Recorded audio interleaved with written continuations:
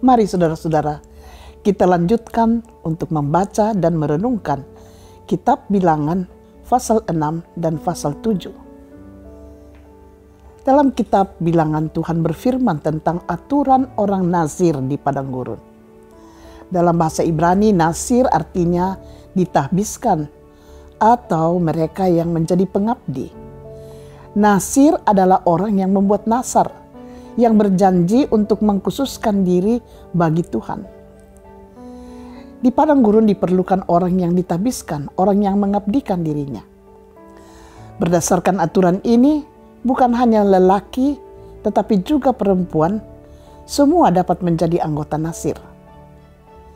Selama hidup sebagai orang nazir, lelaki dan perempuan, semuanya harus taat kepada 3 larangan. Yang pertama, tidak boleh makan dan minum segala sesuatu yang berkaitan dengan anggur. Di Timur Tengah pada masa itu, anggur dikaitkan dengan kehidupan mewah yang berfoya-foya dan mempunyai kaitan dengan penyembahan berhala. Larangan ini diberlakukan untuk pengendalian kehidupan rohani, yaitu agar tetap hidup dalam kesederhanaan. Kedua, mereka tidak boleh memotong rambutnya. Dalam Perjanjian Lama, rambut melambangkan kemampuan dan vitalitas energi suci. Artinya, bila seseorang tidak memotong rambut, maka orang itu mengkhususkan tubuhnya. Seluruh tubuhnya hanya dipersembahkan untuk Tuhan. Larangan ketiga yaitu mereka tidak boleh dekat dengan orang mati, karena menyangkut harkat dan martabat kehidupan. Mereka melambangkan kehidupan. Aturan-aturan ini lebih ketat daripada aturan untuk kepala imam. Sehingga orang nazir merupakan tanda kehidupan bagi para kepala imam dan orang-orang suci di masa yang akan datang. Orang suci itu harus berbeda. Mereka harus hidup sederhana dengan menjauhkan diri dari hal-hal duniawi dan menahan diri dari berbagai godaan dunia ini. Karena mengkhususkan tubuhnya, maka orang nazir pun harus hidup sesuai dengan kehendak Tuhan. Lewat perkataan dan tindakannya, ia harus menjadi orang yang menolong orang lain dan bukan sebaliknya. Tuhan mengangkat orang Lewi dan menguduskan perkemahan, kelompok, dan keluarga. Tuhan berfirman kepada semua orang untuk hidup sebagaimana orang nazir. Dan Tuhan memberkati mereka lewat berkat Harun. Tuhan memberkati Israel lewat Harun dan menjaga mereka dengan memberikan anugerah dan kedamaian. Sebagaimana yang tertulis dalam Mazmur pasal 67, dijelaskan tentang tujuan akhir pemberkatan Harun, yaitu supaya Tuhan menuntun suku bangsa di atas bumi ini dengan memperkenalkan keselamatannya kepada seluruh bangsa. Mari kita lihat pasal 7. Dalam kitab Keluaran, bangsa Israel mendirikan kemah suci sebagai persiapan menuju ke padang gurun. Pada pasal 7 ditulis bahwa seluruh bangsa Israel bersuka cita dalam memberi persembahan bagi kemah suci. Dan dalam pasal 8 lebih dijelaskan tentang pengurapan atau bagaimana mengurapi kemah suci tersebut. Syarat terakhir yang diperlukan agar Tuhan menyertai mereka dan menjaga hidup mereka di sepanjang perjalanan adalah dengan mengurapi, dengan mengkhususkan kemah suci. Sebab seluruh umat bersuka cita memberikan persembahan kudus yang diperlukan untuk kemah suci tersebut. Gereja adalah mezbah suci tubuh Yesus Kristus.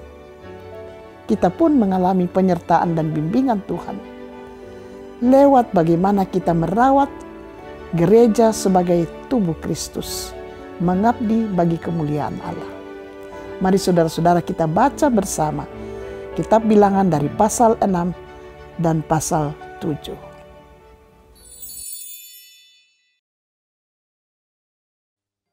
Tuhan berfirman kepada Musa, Berbicaralah kepada orang Israel Dan katakanlah kepada mereka, apabila seseorang, laki-laki atau perempuan, mengucapkan nazar khusus, yakni nazar orang nazir, untuk mengkhususkan dirinya bagi Tuhan, maka haruslah ia menjauhkan dirinya dari anggur dan minuman yang memabukkan. Jangan meminum cuka anggur atau cuka minuman yang memabukkan, dan jangan meminum sesuatu minuman yang dibuat dari buah anggur, dan jangan memakan buah anggur, baik yang segar maupun yang kering. Selama waktu kenazirannya, janganlah ia makan sesuatu apapun yang berasal dari pohon anggur, dari bijinya sampai kepada pucuk rantingnya. Selama waktu nazarnya sebagai orang nazir, janganlah pisau cukur lalu di kepalanya. Sampai genap waktunya ia mengkhususkan dirinya bagi Tuhan. Haruslah ia tetap kudus dan membiarkan rambutnya tumbuh panjang. Selama waktunya ia mengkhususkan dirinya bagi Tuhan, janganlah ia dekat kepada mayat orang. Bahkan apabila mati ayahnya ataupun ibunya, saudaranya laki-laki ataupun saudaranya perempuan, janganlah ia menajiskan dirinya kepada mereka, sebab tanda kenaziran bagi Allahnya ada di atas kepalanya. Selama waktu kenazirannya ia kudus bagi Tuhan. Tetapi apabila seseorang mati di dekatnya dengan sangat tiba-tiba, sehingga ia menajiskan rambut kenazirannya, maka haruslah ia mencukur rambutnya pada hari pentahirannya, yaitu pada hari yang ketujuh, haruslah ia mencukurnya. Pada hari yang kedelapan, haruslah ia membawa 2 ekor burung tekukur atau 2 ekor anak burung merpati kepada imam ke pintu kemah pertemuan. Maka haruslah imam mengolah yang seekor menjadi korban penghapus dosa dan yang lain menjadi korban bakaran, dan mengadakan pendamaian bagi dia, oleh karena dia telah berdosa dengan berada dekat mayat.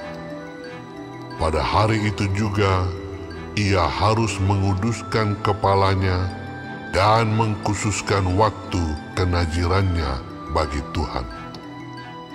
Ia harus membawa seekor domba jantan berumur 1 tahun menjadi korban penebus salah. Hari-hari yang sudah lewat dianggap batal karena rambut kenazirannya telah menjadi najis. Dan inilah hukum tentang seorang nazir.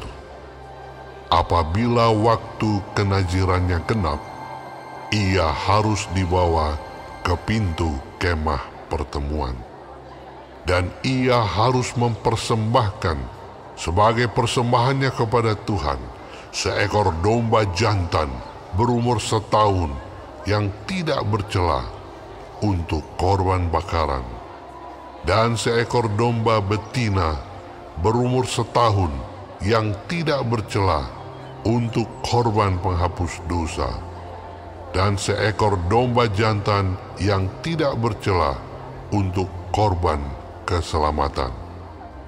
Juga sebakul roti yang tidak beragi, yakni roti bundar dari tepung yang terbaik, yang diolah dengan minyak, dan roti tipis yang tidak beragi diolesi dengan minyak, serta dengan korban sajian dan korban-korban curahannya. Lalu haruslah imam membawa semuanya itu ke hadapan Tuhan dan mengolah korban penghapus dosa dan korban bakarannya. Domba jantan itu haruslah diolahnya sebagai korban keselamatan bagi Tuhan, beserta sebakul roti yang tidak beragi itu. Juga haruslah imam mengolah korban sajian dan korban curahannya. Maka haruslah orang nazir itu mencukur rambut kenazirannya di depan pintu kemah pertemuan, lalu mengambil rambut kenazirannya itu dan melemparkannya ke dalam api yang di bawah korban keselamatan. Imam haruslah mengambil paha depan domba jantan itu sesudah dimasak, dan satu roti bundar yang tidak beragi dari dalam bakul, dengan satu roti tipis yang tidak beragi, lalu meletakkannya ke atas telapak tangan orang nazir itu. Setelah orang ini mencukur rambut kenazirannya, kemudian haruslah imam mengunjukkan semuanya itu ke hadapan Tuhan sebagai persembahan unjukan.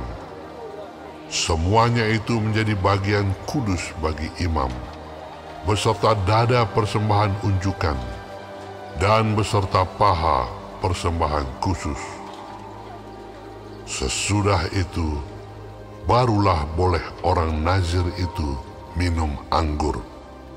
Itulah hukum tentang orang nazir yang menazarkan persembahannya kepada Tuhan berdasarkan kenazirannya, belum dihitung apa yang ia mampu mempersembahkan di samping itu, sesuai dengan bunyi nazar yang diikrarkannya. Demikianlah harus dilakukannya berdasarkan hukum tentang kenazirannya. Tuhan berfirman kepada Musa, "Berbicaralah kepada Harun dan anak-anaknya. Beginilah harus kamu memberkati orang Israel. Katakanlah kepada mereka, Tuhan memberkati engkau dan melindungi engkau.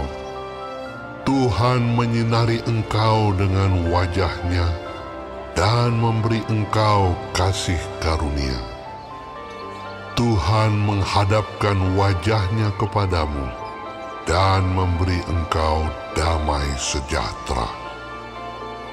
Demikianlah harus mereka meletakkan namaku atas orang Israel, maka aku akan memberkati mereka. Pada waktu Musa selesai mendirikan kemah suci, diurapinya dan dikuduskannya itu dengan segala perabotannya, juga mezbah dan segala perkakasnya. Dan setelah diurapi dan dikuduskannya semuanya itu, maka para pemimpin Israel, para kepala suku mereka, mempersembahkan persembahan. Mereka itu ialah para pemimpin suku yang bertanggung jawab atas pencatatan itu. Sebagai persembahan, dibawa mereka ke hadapan Tuhan 6 kereta beratap dengan 12 ekor lembu, 1 kereta untuk 2 orang pemimpin, dan 1 ekor lembu untuk 1 orang pemimpin. Lalu mereka membawa semuanya itu ke depan kemah suci. Kemudian Tuhan berfirman kepada Musa, "Terimalah semuanya itu dari mereka, supaya dipergunakan untuk pekerjaan pada kemah pertemuan.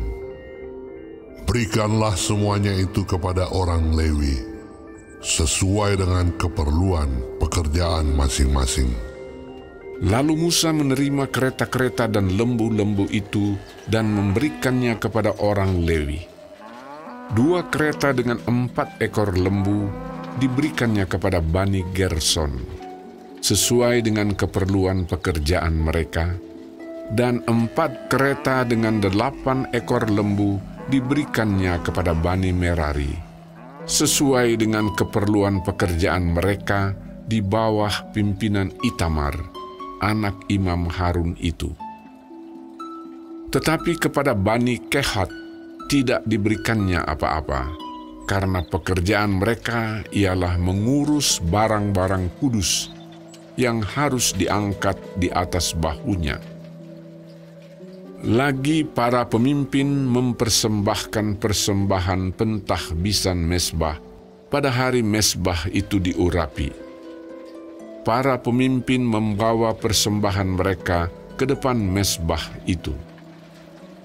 Tuhan berfirman kepada Musa, Satu pemimpin setiap hari haruslah mempersembahkan persembahannya untuk mentahbiskan mezbah itu.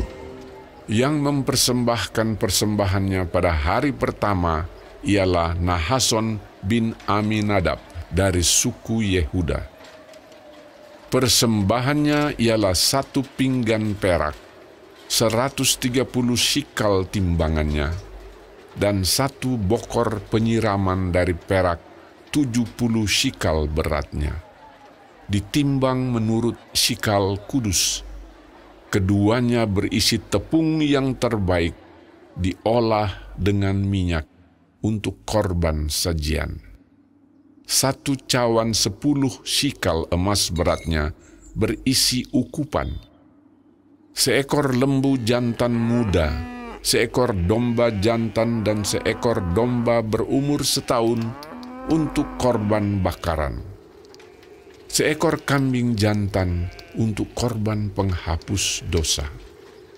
Dan untuk korban keselamatan, 2 ekor lembu, 5 ekor domba jantan, 5 ekor kambing jantan, dan 5 ekor domba berumur setahun.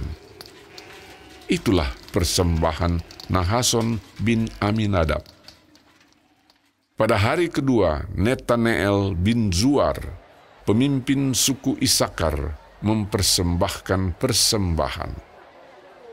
Sebagai persembahannya, dipersembahkannya 1 pinggan perak, 130 shikal timbangannya, dan 1 bokor penyiraman dari perak, 70 shikal beratnya.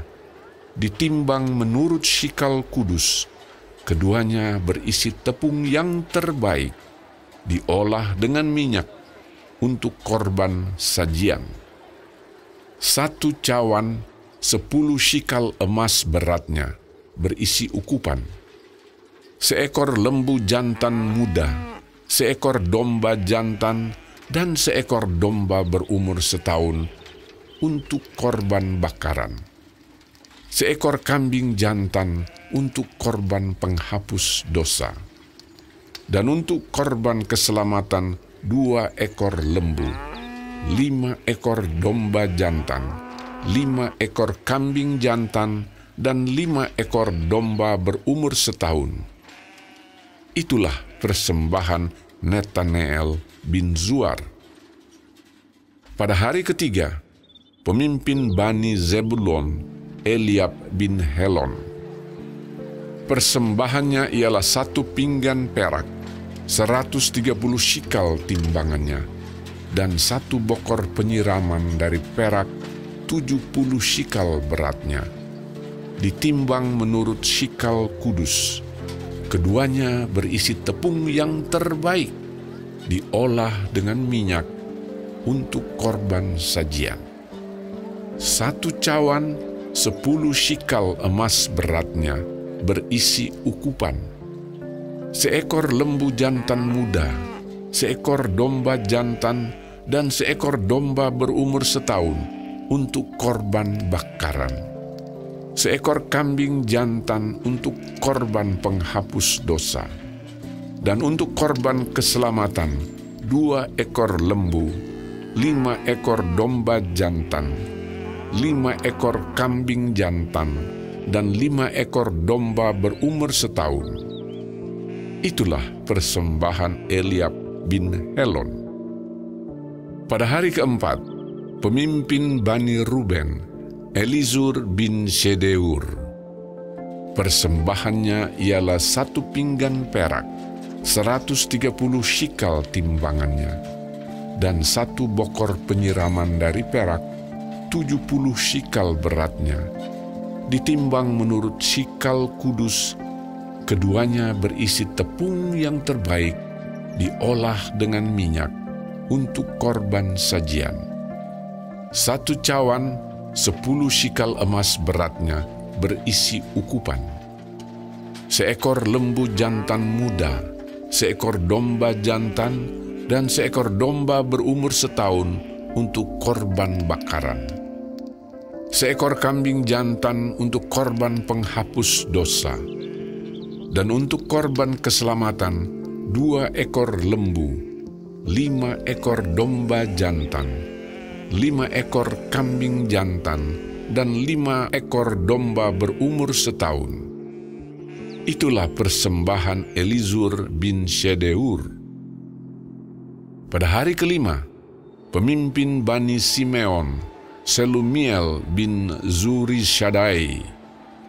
Persembahannya ialah 1 pinggan perak, 130 shikal timbangannya, dan 1 bokor penyiraman dari perak, 70 shikal beratnya, ditimbang menurut shikal kudus.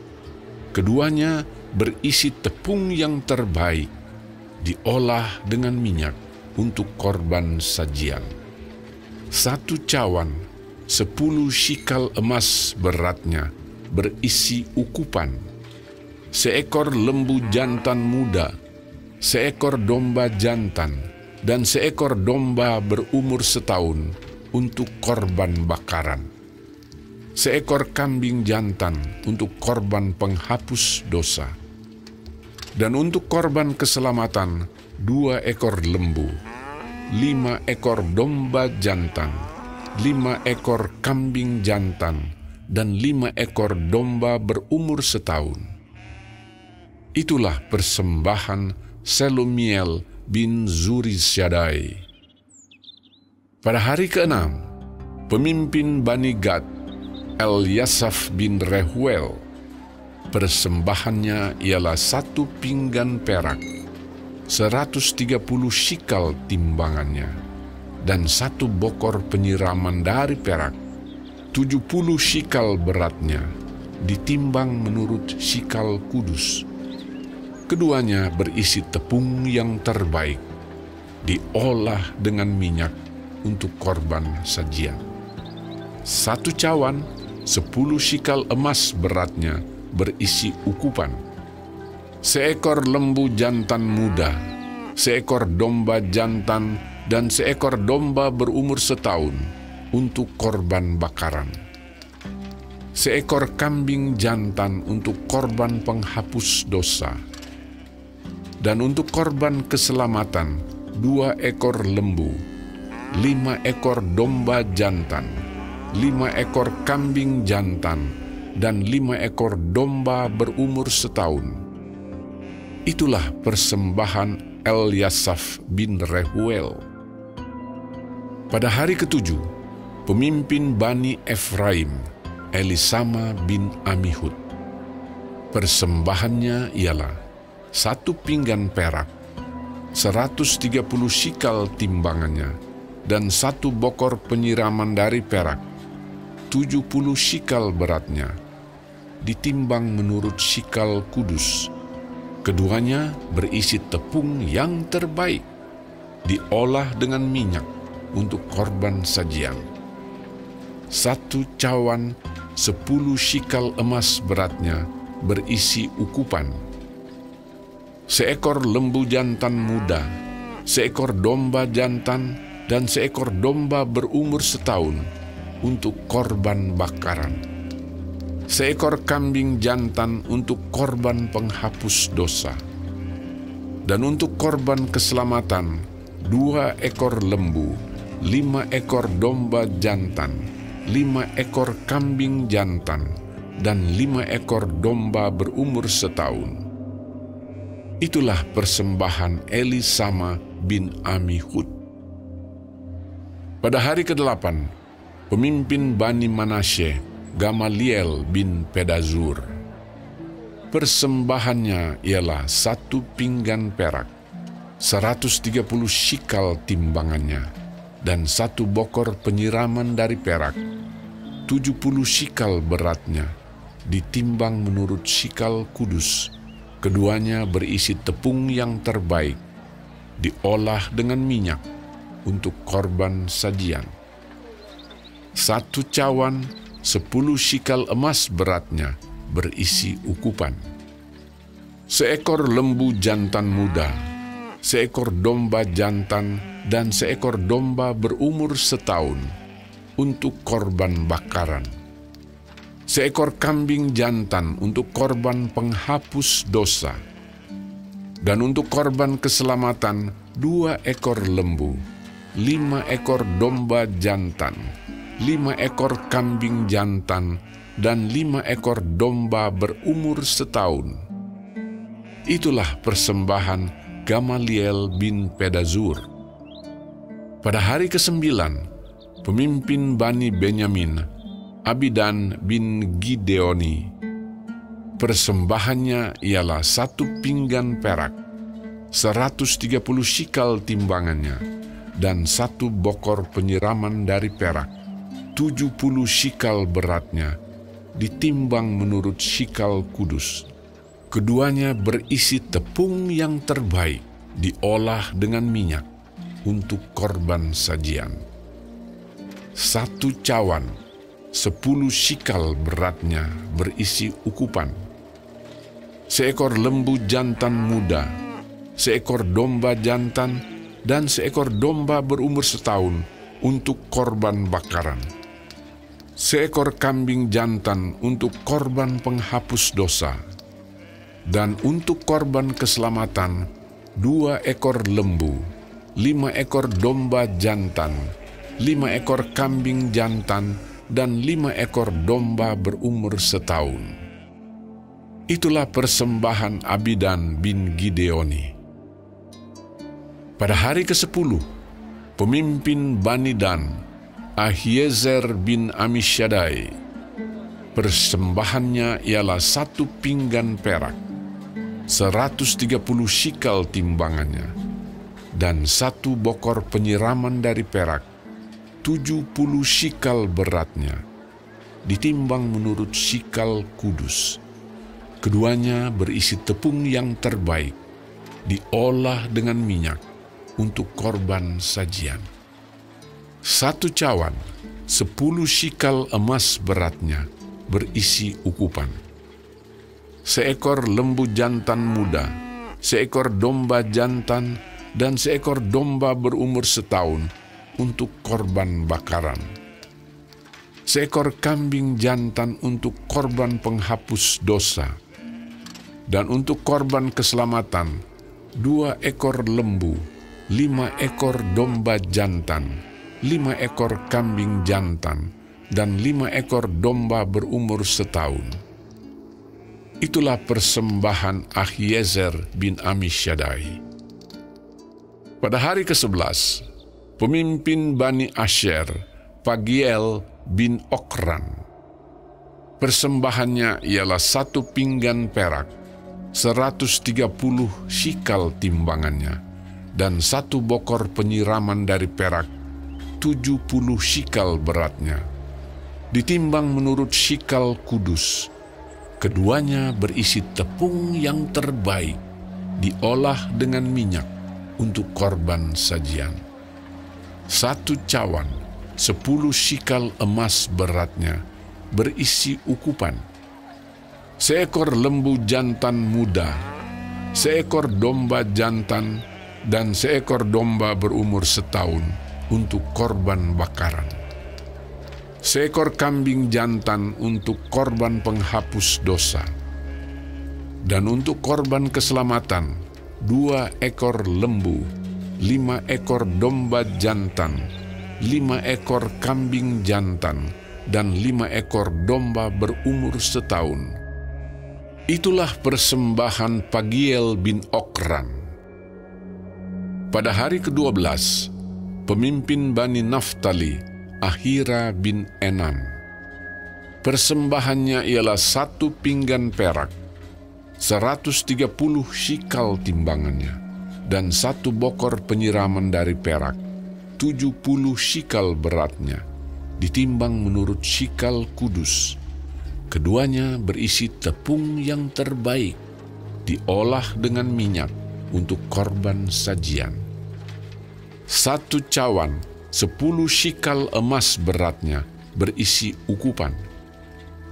1 ekor lembu jantan muda, 1 ekor domba jantan, dan 1 ekor domba berumur setahun untuk korban bakaran.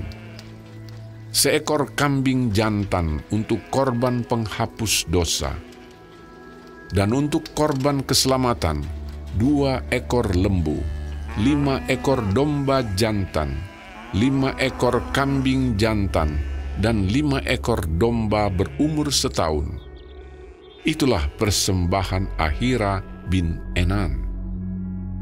Itulah persembahan pentahbisan mesbah pada hari mesbah itu diurapi dari pihak para pemimpin Israel, yaitu 12 pinggan perak, 12 bokor penyiraman dari perak, dan 12 cawan emas.